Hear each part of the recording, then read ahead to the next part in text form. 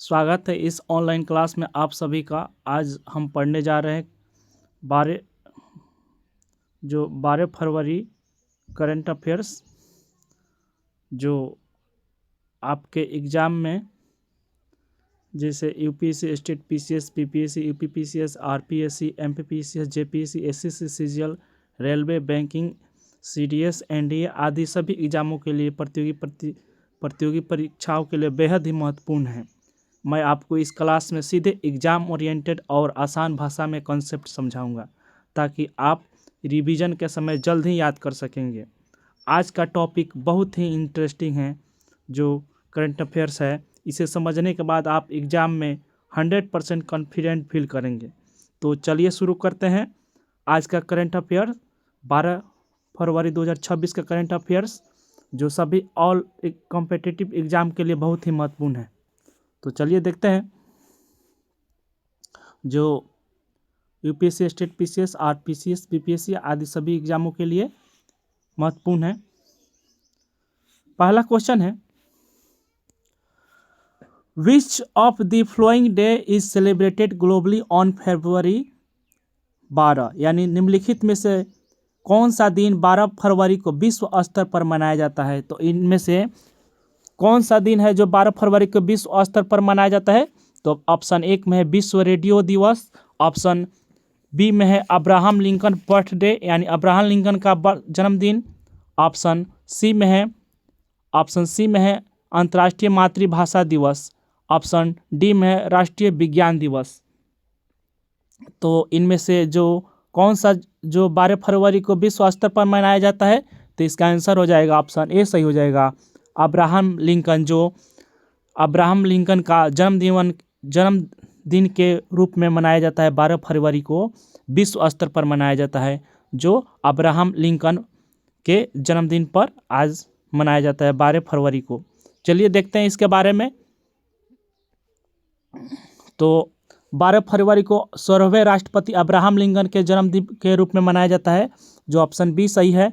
इसी दिन Darwin day यानी चार्ल्स डार्विन का जो जन्मदिन है के वैज्ञानिक समुदाय के रूप द्वारा भी मनाया जाता है। चार्ल्स डार्विन के जन्मदिन के रूप में भी मनाया जाता है। या वर्ल्ड रेडियो दिवस यानी 12 फरवरी को मनाया जाता है, जो ऑप्शन में था। वर्ल्ड रेडियो दिवस कब मनाया जाता है, तो 13 फरवरी को मनाया जाता है। 13 फरवरी को मनाया जाता है, यूनेस्को द्वारा मनाया जाता है। और इंटरनेशनल मदर्स डे कब मनाया जाता है, तो 21 फरवरी को मनाया जाता है यूनेस्को द्वारा। और नेशनल साइंस डे यानी 28 फरवरी को मनाया जाता है, जो ऑप्शन में सभी दिया गया है। तो 12 फरवरी को 16वें राष्ट्रपति अब्राहम लिंकन के जन्मदिन के रूप में मनाया जाता है। इसी दिन क्या मनाया जाता है, तो चार्ल्स डार्विन की जन्मदिन के भी रूप में वैज्ञानिक समुदाय द्वारा भी मनाया जाता है। 13 फरवरी को क्या मनाया जाता है, तो रेडियो दिवस, विश्व रेडियो दिवस 13 फरवरी को मनाया जाता है। अंतर्राष्ट्रीय मातृभाषा दिवस कब मनाया जाता है, 21 फरवरी को मनाया जाता है। राष्ट्रीय विज्ञान दिवस कब मनाया जाता है, तो 28 फरवरी को मनाया जाता है, जो रमन प्रभाव की खोज के स्मृति में मनाया जाता है। अगला क्वेश्चन देखते हैं। अगला क्वेश्चन है कि right to recall related to which new proposed law in India in early February 2026, यानी राइट टू रिकॉल भारत में फरवरी 2026 के किस प्रस्तावित कानून से जुड़ा हुआ था। तो राइट टू रिकॉल भारत में फरवरी 2026 के किस प्रस्तावित कानून से जुड़ा हुआ था। तो ऑप्शन 1 में है नया लोक सेवा अधिकार कानून, ऑप्शन बी में है मतदाता द्वारा निर्वाचित प्रतिनिधि को हटाने का कानून, right to recall law, option C में है ग्रामीण विकास गारंटी योजना, ऑप्शन डी में है नया मतदान सुरक्षा एक्ट। तो राइट टू रिकॉल जो रिलेटेड है फरवरी 2026 का जो प्रस्तावित कानून है, किससे जुड़ा हुआ है, तो ऑप्शन बी सही हो जाएगा इसका। मतदाता द्वारा निर्वाचित प्रतिनिधि को हटाने का कानून है राइट टू रिकॉल लॉ। तो क्या है, तो मतदाता द्वारा जो निर्वाचित प्रतिनिधि को हटाने का कानून है, राइट टू रिकॉल से संबंधित है, जो 2026 में प्रस्तावित कानून से जुड़ा हुआ था। तो आइए इसके बारे में देखते हैं क्या है। तो राइट टू रिकॉल फरवरी 2026 की शुरुआत में आम आदमी पार्टी यानी जो आम आदमी पार्टी के राज्यसभा सांसद राघव चड्ढा ने संसद में राइट टू रिकॉल कानून लागू करने की मांग उठाई। मतदाता को अधिकार दिया जाए। राइट टू रिकॉल के क्या कहता है राइट टू रिकॉल? तो मतदाता को अधिकार दिया जाएगा कि अपने चुने हुए सांसद या एमपी या विधायक को कार्यकाल समाप्त होने से पहले ही हटा सकें और उनका प्रदर्शन संतोषजनक न हो तो राइट टू रिकॉल के माध्यम से क्या होगा? तो मतदाताओं को अधिकार दिया जाएगा कि वो अपने चुने हुए सांसद यानी एमपी या विधायक को कार्यकाल समाप्त होने से पहले ही हटा दिया जाएगा जो अच्छा काम नहीं कर सकेंगे देश के लिए। और वर्तमान में संविधान में यह कानून ऐसा कोई प्रावधान नहीं है। तो इसीलिए आम आदमी की पार्टी ने राज्यसभा के सांसद राघव चड्ढा ने इस संसद में राइट टू रिकॉल कानून लागू करने की मांग उठाई है।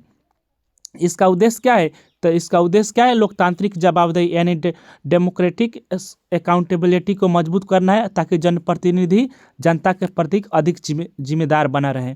यानी इसके माध्यम से राइट टू रिकॉल के माध्यम से लोकतांत्रिक जवाबदेही बनाना है और जो प्रतिनिधि है जनप्रतिनिधि जनता के प्रति अधिक उत्तरदायी या जिम्मेदारी बना रहे और काम कर सके देश के लिए और विकास कर सके। इसी के द्वारा राइट टू रिकॉल संसद में मांग उठाई गया है। किसके द्वारा? तो राघव चड्ढा के द्वारा जो सांसद हैं राज्यसभा के सांसद। अगला देखते हैं इसका क्वेश्चन है कि national productivity day is observed every year in which date. यानी national productivity day is observe every year on which date. राष्ट्रीय उत्पादकता दिवस प्रत्येक वर्ष किस तिथि को मनाया जाता है? यानी नेशनल प्रोडक्टिविटी डे अब किस दिन मनाया जाता है? तो ऑप्शन 1 में है 10 फरवरी, ऑप्शन बी में है 12 फरवरी, ऑप्शन सी में है 15 फरवरी, ऑप्शन डी में है 18 फरवरी। तो नेशनल प्रोडक्टिविटी डे कब मनाया जाता है? तो इसका आंसर हो जाएगा ऑप्शन जो प्रोडक्टिविटी डे कब मनाया जाता है? तो इसका आंसर हो जाएगा ऑप्शन 12 फरवरी को मनाया जाता है। 12 फरवरी इसका आंसर हो जाएगा। राष्ट्रीय उत्पादकता दिवस प्रत्येक वर्ष किस तिथि को मनाया जाता है? तो 12 फरवरी को मनाया जाता है जो ऑप्शन बी सही हो जाएगा। आइए इसके बारे में देखते हैं क्या कहता है। तो नेशनल प्रोडक्टिविटी डे भारत के प्रत्येक वर्ष 12 फरवरी को मनाया जाता है। इसकी स्थापना कब की गई थी? तो 12 फरवरी 1958 को की गई थी। इसका उद्देश्य क्या है? तो उसका उद्देश्य है उत्पादकता संस्कृति को बढ़ावा देना। इसी दिन यह नेशनल प्रोडक्टिविटी काउंसिल की स्थापना की गई थी यानी एनपीसी की स्थापना की गई थी के रूप में मनाया जाता है।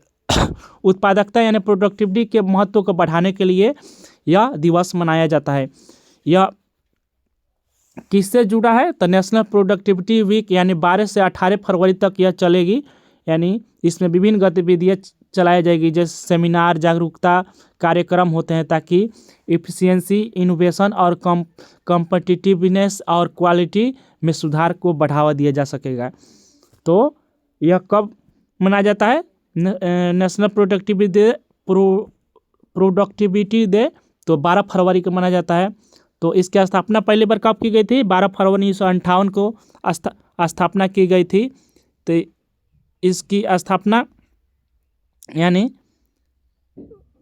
इसको उद्देश्य क्या है? इसका महत्व है कि उत्पादकता को महत्व को बढ़ाने के लिए मनाया जाता है। तो आइए अगला क्वेश्चन देखते हैं। Question which global index placed in India at 91 among 82 countries in early February 2026। यानी फरवरी 2026 की शुरुआत में किस वैश्विक सूचकांक ने भारत की 182 देशों में स्थान 91वां पर रखा गया है? यानी फरवरी 2026 की शुरुआत में किस वैश्विक सूचकांक ने भारत को 182 देशों में स्थान 91 पर रखा गया? यानी ऑप्शन 1 में है डेमोक्रेसी इंडेक्स, ऑप्शन बी में है CPI यानी corruption perception index, option C में है power distance index, option D में ईज ऑफ डूइंग बिजनेस। तो इसका आंसर हो जाएगा ऑप्शन 4 बी सही हो जाएगा। CPI यानी करप्शन परसेप्शन इंडेक्स यानी फरवरी जो CPI करप्शन परसेप्शन इंडेक्स में भारत की रैंक क्या है 182 देशों में, तो 91 स्थान पर है। यानी भ्रष्टाचार के स्थान पर 182 देशों में भारत का स्थान क्या है, तो 91वां स्थान पर रखा गया है। अगला देखते हैं, इसी के बारे में देखते हैं, चलिए देखते हैं इसके बारे में। तो इसका आंसर बी सही हो जाएगा। भ्रष्टाचार धारण सूचकांक में भारत क्या है, भ्रष्टाचार धारण सूचकांक में क्या है, इसके द्वारा किसके द्वारा जारी किया जाता है, तो ट्रांसपेरेंसी इंटरनेशनल द्वारा जारी किया जाता है, जो करप्शन परसेप्शन इंडेक्स यानी भारत धारण सूचकांक में 2025 रिपोर्ट आज आ गई है, 10 फरवरी 2026 को प्रकाशित हुई, जिसमें 182 देशों में भारत का स्थान क्या हुआ, 91वां स्थान पर रखा गया है। जिसमें शीर्ष स्थान पर कौन है, डेनमार्क का स्कोर है 89 ने लगातार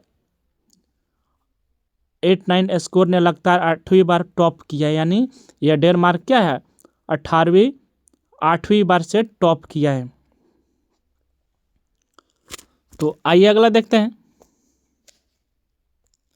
क्वेश्चन है, गृह मंत्रालय ने जो मिनिस्ट्री ऑफ होम अफेयर्स ने हाल ही में किस राष्ट्रीय गीत के लिए पहला आधिकारिक प्रोटोकॉल जारी किया है, जिसे राष्ट्रगान से पहले गाया जाएगा। तो the ministry of home affairs has recently issued the first ever officially protocol for which national song to precede the national anthem, यानी इनमें से कौन सा गाया जाएगा राष्ट्रगान से पहले।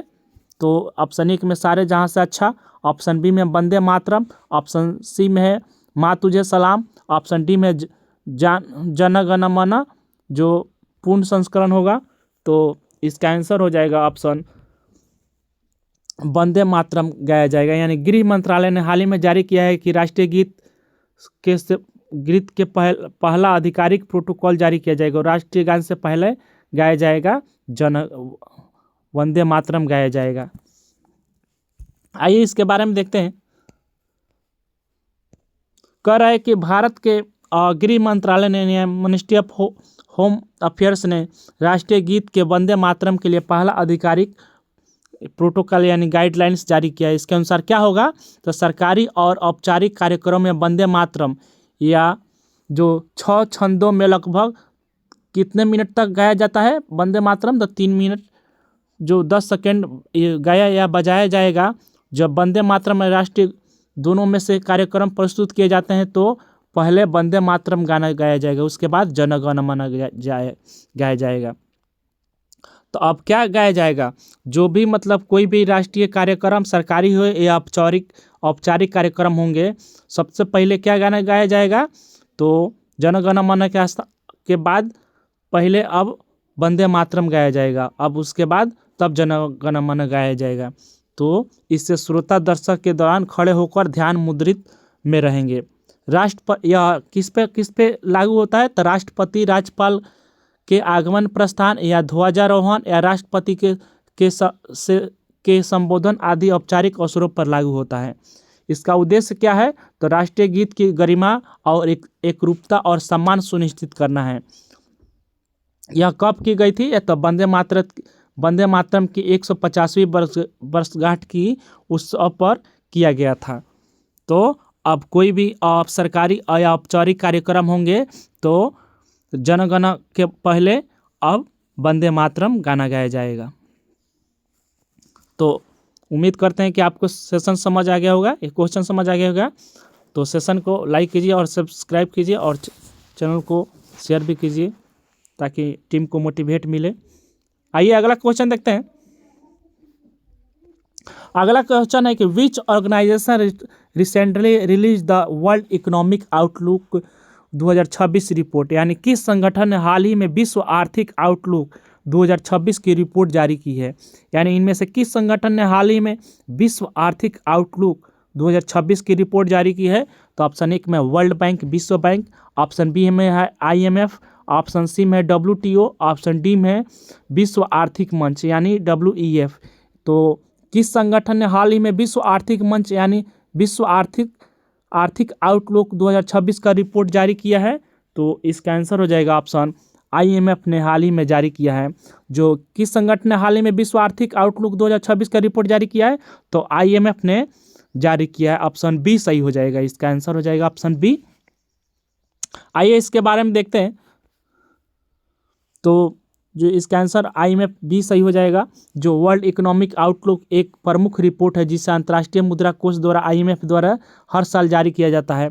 यह क्या बताता है? यह रिपोर्ट वैश्विक आर्थिक विकास, भविष्य के अनुमान और दुनिया भर के अर्थव्यवस्थाओं की संभावनाओं पर विस्तृत विश्लेषण देती है। यह क्या है? भारत के लिए 2025 से 26 के विकास में कितना वृद्धि बताई गई? तो 7.3% बताई गई है। भारत के विकास के GDP के लिए कितना विकास दर बताई गई थी? तो 7.3% 2025 से 26 के लिए। Physical efficiency. तो आइए अगला देखते हैं। अगला है कि सांकेतिक भाषा यानी साइन लैंग्वेज में विधानसभा की कार्रवाई की प्रसारित करने वाला भारत का पहला राज्य कौन बना है? यानी सांकेतिक भाषा में विधानसभा की कार्रवाई प्रसारित करने वाला भारत का पहला राज्य कौन बना? Which state became the first in India to broadcast legislative assembly proceeding in sign language? तो ऑप्शन 1 में है पंजाब, ऑप्शन बी में तमिलनाडु, ऑप्शन सी में है उत्तर प्रदेश, ऑप्शन डी में है महाराष्ट्र। तो सांकेतिक भाषा में विधानसभा की कार्रवाई प्रसारित करने वाला भारत का पहला राज्य कौन बना है? तो इसका आंसर हो जाएगा ऑप्शन ए सही हो जाएगा, पंजाब इसका आंसर हो जाएगा, पंजाब। जो सांकेतिक भाषा साइन लैंग्वेज में विधानसभा की कार्रवाई प्रसारित करने वाला भारत का पहला राज्य कौन बना है? तो पंजाब राज्य बना। ऑप्शन ए सही हो जाएगा, पंजाब इसका सही हो जाएगा। आइए इसके बारे में देखते हैं। इसका आंसर हो जाएगा जो ए पंजाब सही हो जाएगा। पंजाब भारत का पहला राज्य बना है जिसने अपनी विधानसभा में कार्रवाई सांकेतिक भाषा में साइन लैंग्वेज में प्रसारित करना शुरू कर दिया है। तो इसका आंसर हो जाएगा ऑप्शन ए पंजाब। अगला देखते हैं। अगला है कि 2026 की शुरुआत में जापान की पहली महिला प्रधानमंत्री के रूप में किसे चुना गया है? यानी 2026 की शुरुआत में जापान की पहली महिला प्रधानमंत्री के रूप में किसे चुना गया है? तो जापान की पहली प्रधानमंत्री बनी है जो कौन है? who has been elected as the first female prime minister of Japan in early 2026? तो इनमें से कौन है? यूरिको कोई, ऑप्शन बी में सानो ताकाइची, ऑप्शन बी में सिको नोडो, ऑप्शन डी में है फुमियो किशिडा। तो इसका आंसर हो जाएगा 2026 के जो शुरुआती में ही जापान के पहली प्रधानमंत्री कौन बनी है? तो जापान की पहली प्रधानमंत्री कौन हाल ही में बनी है? तो इसका आंसर हो जाएगा ऑप्शन बी सही हो जाएगा, साने तकाइची। जो साने तकाइची हाल ही में जापान की पहली महिला प्रधानमंत्री चुनी गई हैं। जो ऑप्शन बी सही हो जाएगा, साने तकाइची हाल ही में जापान की पहली प्रधानमंत्री बनी है। तो आइए इसके बारे में देखते हैं। जो ऑप्शन बी सही हो जाएगा, साने तकाइची जो जापान की पहली महिला प्रधानमंत्री बनी है, उन्होंने अपनी रिपोर्ट फरवरी 2026 के चुनाव में शानदार जीत हासिल की है, जो अब मजबूती से वह जापान की नेतृत्व कर सकेंगी। यह इतिहास में जो पहली बार बनी है, जो the first women in the serve as Japan prime minister. Political party इनका पॉलिटिकल पार्टी किस पॉलिटिकल पार्टी से बनी है? द लिबरल डेमोक्रेटिक पार्टी यानी LDP। जापान की जो पहली प्रधानमंत्री बनी है जो वो किस पार्टी के बनी है? तो LDP की पार्टी की बनी है। ऑप्शन जो बी सही हो जाएगा। अगला देखते हैं। सानो तकाइची जो पहली प्रधानमंत्री बनी है जापान की, किस पार्टी की बनी है? तो लिबरल डेमोक्रेटिक पार्टी से वह जापान की पहली प्रथम प्रधानमंत्री बनी है, सानो तकाइची। अगला देखते हैं। यही है जापान की प्रधानमंत्री जो जापान की आयरन लेडी अब कहलाएंगी प्राइम मिनिस्टर। अगला देखते हैं। Which ministry launch the India AI compute portal on 12 फरवरी 2026? यानी किस मंत्रालय ने 12 फरवरी 2026 को India AI compute portal launch किया है? यानी which ministry launch the India AI compute portal on 12 फरवरी 2026। इनमें से किस मंत्रालय ने 12 फरवरी 2026 को India AI compute portal launch किया है? तो ऑप्शन एक में है ministry of science technology, option B में है ministry of electronics and IT यानी ministry of electronics and IT, option C में ministry of home affairs, option D में है मिनिस्ट्री ऑफ एजुकेशन। तो इसका आंसर हो जाएगा ऑप्शन बी सही हो जाएगा, यानी मिनिस्ट्री ऑफ इलेक्ट्रॉनिक्स और IT ने मिलकर जो 12 फरवरी 2026 को India AI compute portal launch किया है, यानी इसे माइटी भी बोल सकते हैं संयुक्त रूप से। यानी मिनिस्ट्री ऑफ इलेक्ट्रॉनिक्स और IT मंत्रालय ने हाल ही में मिलकर 2026 के India AI compute portal launch किया है। आइए इसके बारे में देखते हैं। जो भारत सरकार ने भारत के AI mission India AI mission के तहत India AI compute portal launch किया है, जो स्टार्टअप शोधकर्ता और अन्य उपयोगकर्ताओं को AI कंप्यूट संसाधनों जैसे GPU तक पहुंच प्रदान करना है। यह पोर्टल क्या करेगा? यह portal ministry of electronics and information technology यानी MIT द्वारा जारी किया गया। किसके द्वारा जारी किया गया? तो ministry of electronics and information technology यानी MIT द्वारा जारी किया गया है। इसका उद्देश्य क्या है? तो इसका उद्देश्य है भारतीय AI नवाचार को सशक्त बनाना और शोध और विकास को बढ़ावा देना है। तो इसका उद्देश्य क्या है? तो भारतीय AI नवाचार को बढ़ावा देना है और सशक्त करना है और शोध और विकास को भी बढ़ावा देना है। तो उम्मीद करता हूँ कि आपको भी समझ आ गया है। तो सेशन पसंद आए तो इसको सब्सक्राइब कीजिए और शेयर भी कीजिए और लाइक भी कीजिए। अगला देखते हैं। अगला क्वेश्चन है कि दी स्वावलंबी योजना यानी स्वावलंबी scheme recently in aimed at which group. जो हाल ही में चर्चा में रही स्वावलंबनी योजना का लक्ष्य किस समूह को लाभ पहुंचाना है? तो जो स्वावलंबनी योजना का लक्ष्य इनमें से किस समूह को लाभ पहुंचाना है? तो ऑप्शन एक में सीनियर सिटीजन यानी वरिष्ठ नागरिक, ऑप्शन बी में रूरल फार्मर्स यानी ग्रामीण किसान, ऑप्शन बी में यंग वुमेन इंटरप्रेन्योर्स यानी युवा महिला उद्यमियों, ऑप्शन डी में ट्रांसजेंडर कम्युनिटी यानी ट्रांसजेंडर समुदाय। तो इसका आंसर हो जाएगा ऑप्शन सी सही हो जाएगी, यंग ह्यूमन इंटरप्रेन्योर यानी युवा महिला उद्यमियों को हाल ही में स्वावलंबनी योजना का लक्ष्य को लाभ पहुंचाना है। किसको पहुंचाना है? तो युवा महिला उद्यमियों को स्वावलंबनी योजना के तहत लाभ पहुंचाना है। तो आइए इसके बारे में देखते हैं। जो ऑप्शन सी सही हो जाएगा, यंग वुमेन इंटरप्रेन्योर्स यानी युवा महिला उद्यमियों को लाभ पहुंचाना है। किसके माध्यम से? तो स्वावलंबनी योजना के तहत लाभ पहुंचाना है, जो बहुत ही VVI क्वेश्चन है। आइए इसके बारे में देखते हैं।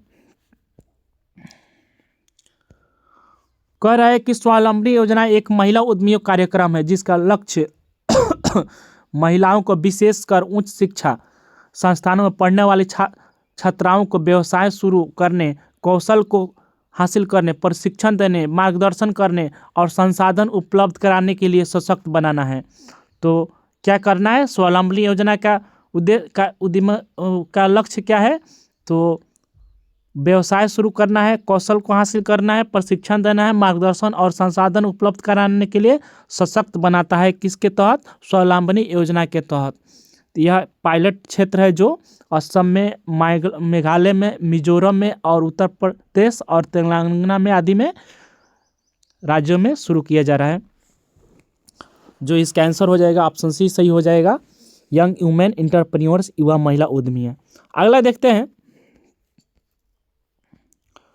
क्वेश्चन है कि operation Burma recently seen in news in India's response to an earthquake in which country. यानी ऑपरेशन बर्मा हाल ही में खबरों में देखा गया है। यह भूकंप के प्रति भारत की प्रतिक्रिया किस देश में थी? यानी ऑपरेशन बर्मा हाल ही में जो खबरों में देखा गया है, भूकंप भारत के प्रतिक्रिया किस देश में थी? तो ऑपरेशन बर्मा जो चलाया गया था, तो किस देश में यह भूकंप आया था? और भारत द्वारा ऑपरेशन बर्मा चलाया गया तो भूकंप किस देश में आया था? तो ऑप्शन 1 में नेपाल, ऑप्शन बी में है म्यांमार, ऑप्शन सी में अफगानिस्तान, ऑप्शन डी में तुर्की तुर्की। तो इसका आंसर हो जाएगा ऑप्शन बी सही हो जाएगा, म्यांमार में चलाया गया था। जो ऑपरेशन बर्मा के तहत म्यांमार में भूकंप आने के कारण काफ़ी क्षति हुई थी, तो भारत द्वारा ऑपरेशन बर्मा चलाया गया था, जो ऑप्शन बी सही हो जाएगा। आइए इसके बारे में देखते हैं।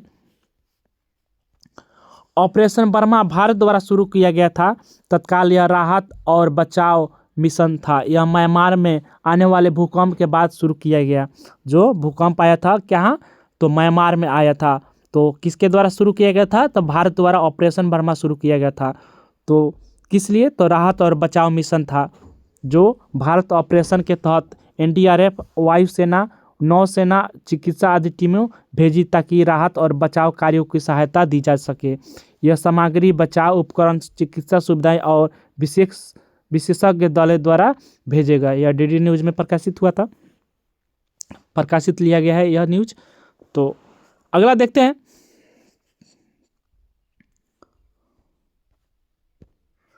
Which nationwide action was called by central trade unions and farmers organisation on 12 फरवरी, यानी 12 फरवरी 2026 को केंद्रीय ट्रेड यूनियनों और किसान संगठनों द्वारा देशव्यापी किस कार्रवाई का आह्वान किया गया था? यानी 12 फरवरी 2026 को केंद्रीय ट्रेड यूनियनों और किसान संगठनों द्वारा देशव्यापी किस कार्रवाई का आह्वान किया गया था? ऑप्शन 1 में भारत बंद, ऑप्शन बी में सामान्य हड़ताल, ऑप्शन सी में है दोनों एक एवं बी, ऑप्शन डी में है कोई नहीं। तो 12 फरवरी 2026 को केंद्रीय ट्रेड यूनियनों और किसान संगठनों द्वारा देशव्यापी किस कार्रवाई का आह्वान किया गया था? तो इसका आंसर हो जाएगा ऑप्शन क्या हो जाएगा सही? तो सी सही हो जाएगा, भारत बंद, यानी भारत बंद यानी जनरल स्ट्राइक यानी सामान्य हड़ताल भी किया जाएगा। आइए इसके बारे में देखते हैं, विस्तार से देखते हैं इसके बारे में। तो भारत और अमेरिका व्यापार समझौते के तहत विरोध में केंद्रीय ट्रेड यूनियनों और किसान संगठनों द्वारा भारत बंद या सामान्य हड़ताल की बुलाई गई थी, जिसमें बैंकिंग और परिवहन आदि प्रभावित हुए। यानी भारत और अमेरिका के बीच व्यापार जब हो रहा था तो केंद्रीय ट्रेड यूनियन और किसान संगठनों द्वारा भारत बंद की हड़ताल बुलाई गई थी, जिससे बैंकिंग, परिवहन आदि प्रभावित हुए थे। जो अगला क्वेश्चन देखते हैं। क्वेश्चन है कि विच मिशंस लैंडिंग साइट यानी Mons Mouton was selected by ISRO scientists as reported in February 2026। फरवरी 2026 में इसरो वैज्ञानिकों द्वारा किस मिशन के लैंडिंग साइट के मॉन्स माउंटन का चयन किया गया? यानी फरवरी 2026 में इसरो के वैज्ञानिकों द्वारा किस मिशन के लैंडिंग साइट यानी मॉन्स माउंटन का चयन किया गया? तो ऑप्शन 1 में चंद्रयान 3, ऑप्शन बी में चंद्रयान 4, ऑप्शन सी में गगनयान, ऑप्शन डी में आदित्य L1। तो फरवरी 2026 में इसरो के वैज्ञानिकों द्वारा किस मिशन के लैंडिंग साइट को मॉन्स माउंटन का चयन किया गया है? तो इसका आंसर हो जाएगा ऑप्शन बी सही हो जाएगा, चंद्रयान 4 इसका आंसर हो जाएगा, जो ऑप्शन बी सही हो जाएगा, चंद्रयान 4। आइए इसके बारे में देखते हैं, विस्तार से देखते हैं। इसरो ने फरवरी 2026 मॉन्स माउंटन यानी माउंटन क्षेत्र के पास चांद के दक्षिणी ध्रुव में MM4 नामक लैंडिंग साइट चंद्रयान 4 मिशन के लिए चुना गया है। यह मिशन भारत का पहला चंद्र नमूना वापसी मिशन होगा, जो साइट चयन सुरक्षा, ढलान की अनुकूलता और पर्याप्त धूप और कम जोखिम के आधार पर किया जाएगा। यानी यह मिशन भारत का पहला चंद्र नमूना वापसी मिशन होगा, जो साइट का चयन सुरक्षा, ढलान की अनुकूलता और पर्याप्त धूप और कम जोखिम के आधार पर किया जाएगा। चंद्रयान 4 मिशन, जो ऑप्शन बी सही हो जाएगा। किसके द्वारा शुरू किया गया? तो इसरो द्वारा शुरू किया गया, जो 2026 में मॉन्स माउंटन के पास क्या है, चांद के दक्षिणी ध्रुव पर MM4 नामक लैंडिंग साइट से चंद्रयान 4 मिशन चुना गया है। तो इसका आंसर हो जाएगा ऑप्शन बी चंद्रयान 4। अगला देखते हैं क्वेश्चन। क्वेश्चन है कि which state launch a bio engineering initiative using vetiver grass to combat landslides, यानी किस राज्य ने भूस्खलन से निपटने के लिए वेटियर घास यानी वेटियर घास का उपयोग करके बायो इंजीनियरिंग पहल शुरू की है। तो इनमें से which state launch a bio engineering initiative using vetiver grass to combat landslide, यानी इनमें से किस राज्य ने भूस्खलन से निपटने के लिए वेटियर ग्रास का उपयोग करके बायो इंजीनियरिंग पहल शुरू की है। तो ऑप्शन 1 में उत्तराखंड, ऑप्शन बी में हिमाचल प्रदेश, ऑप्शन सी में सिक्किम, ऑप्शन डी में केरल। तो इनमें से कौन सा राज्य है? तो इसका आंसर हो जाएगा ऑप्शन बी सही हो जाएगा। हिमाचल प्रदेश राज्य ने भूस्खलन से निपटने के लिए वेटियर घास का उपयोग करके बायो इंजीनियरिंग पहल शुरू की है, यानी बायो इंजीनियरिंग पहल शुरू की है। आइए इसके बारे में देखते हैं। हिमाचल प्रदेश सरकार ने भूस्खलन की बढ़ती समस्या से निपटने के लिए वेटियर ग्रास का उपयोग करके बायो इंजीनियरिंग पहल की शुरुआत की है, जिसकी घोषणा मुख्यमंत्री कहाँ की है? हिमाचल के मुख्यमंत्री सुखविंदर सिंह सुक्खू ने 13 फरवरी 2025 को की है। 13 फरवरी 2025 को करेंगे। हिमाचल प्रदेश राज्य आपदा प्रबंधन प्राधिकरण यानी HPSDMA द्वारा वेटियर फाउंडेशन या CRSI तमिलनाडु के सहयोग से भी चलाया जा रहा है, यानी तमिलनाडु और हिमाचल प्रदेश के सहयोग से चलाया जा रहा है क्या? और वेटियर घास का जो भूस्खलन से बढ़ती समस्याओं को निपटने के लिए किया जा रहा है। यह पायलट प्रोजेक्ट भूस्खलन प्रवण क्षेत्रों में वेटियर घास लगाने पर केंद्रित है। जो वेटियर की जड़ें 3 से 4 मीटर की गहरी होती है और जो मिट्टी को मजबूती से बांधती है और कटाव रोकती है, ढलानों को स्थिर करती है। यह पारंपरिक इंजीनियरिंग से सस्ता और पर्यावरण के अनुकूल भी है। पहल में हाईवे इम्पैक्ट, नदी किनारे इम्बैंकमेंट और संवेदनशील पहाड़ियों को लगाने की योजना है। तो आइए देखते हैं, अगला क्वेश्चन देखते हैं।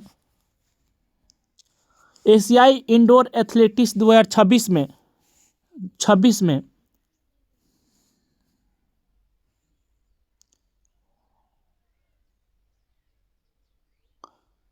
एशियाई इंडोर एथलेटिक्स 2026 में महिलाओं को 100 मीटर बाधा दौड़ में नया राष्ट्रीय रिकॉर्ड किसने बनाए हैं?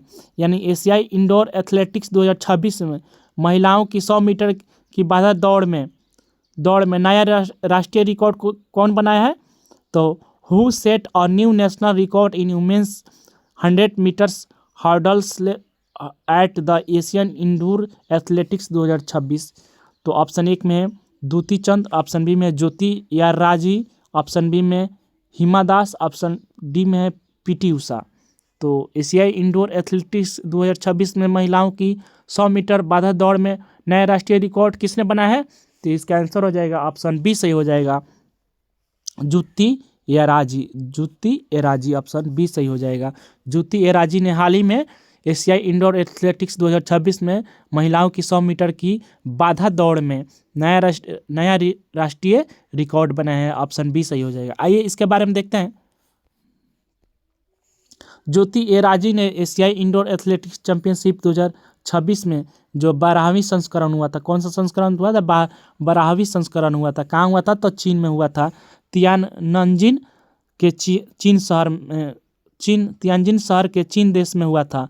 जो महिलाओं की 100 मीटर की बाधा दौड़ में यानी इंडोर में 100 मीटर की जगह और 60 मीटर होती है, यानी नया रिकॉर्ड बनाई है। उन्होंने 8.13 सेकेंड का समय लिया, जो उनका पिछला रिकॉर्ड 0.03 सेकेंड से बेहतर था। यह भारत ने इस चैंपियन में कितने मेडल जीते हैं? तो इस चैंपियन में भारत ने कुल 5 मेडल जीते हैं। आइए अगला देखते हैं। एशियाई इंडोर एथलेटिक्स चैंपियनशिप 2026 में भारत ने कितने मेडल जीते हैं? तो 5 मेडल जीते हैं। तो ये कौन सा संस्करण हुआ था? तो 12वीं संस्करण हुआ था। ज्योति एराजी किस खेल से संबंधित है? तो आप कमेंट में बताएं। दौड़ में अगला देखते हैं, फरवरी 2026 को भारत बंद मुख्य रूप से किन समूहों द्वारा बुलाया गया था? यानी फरवरी 2026 को भारत बंद मुख्य रूप से किन समूहों द्वारा बुलाया गया था? द भारत बंद ऑन 12 फरवरी 2026 was called primarily by which groups? तो ऑप्शन 1 में है डॉक्टर एसोसिएशन, ऑप्शन बी में trade unions and farmer organisation, option C में आईटी एम्प्लॉइज यानी आईटी कर्मचारी, ऑप्शन डी में स्टूडेंट्स यूनियंस। तो फरवरी 2026 को जो भारत बंद मुख्य रूप से किन समूहों द्वारा बुलाया गया था? तो इसका आंसर हो जाएगा ऑप्शन बी सही हो जाएगा, trade unions and farmers organisations द्वारा, यानी ट्रेड यूनियंस और किसान संगठन द्वारा यह भारत बंद को मुख्य रूप से बुलाया गया था। यानी भारत बंद करने के लिए, हड़ताल करने के लिए ट्रेड यूनियंस और किसान संगठन द्वारा बुलाया गया था। आइए इसके बारे में देखते हैं। जो 12 फरवरी 2026 को केंद्रीय ट्रेड यूनियन यानी केंद्रीय ट्रेड यूनियन थे, तो 10 केंद्रीय ट्रेड यूनियन थे, जो INTU, ATOC, CTU, HMS आदि ने संयुक्त मंच यानी किसान संगठनों जैसे संयुक्त किसान मोर्चा SKM ने इस मिलकर विश्वव्यापी भारत बंद का आह्वान किया था। यूनियन नेताओं के अनुसार यह 30 करोड़ से अधिक इसमें मजदूर शामिल हुए थे। इस भारत बंद के में कितने हुए थे? तो 30 करोड़ लोग अधिक मजदूर शामिल हुए थे यूनियन नेताओं के अनुसार।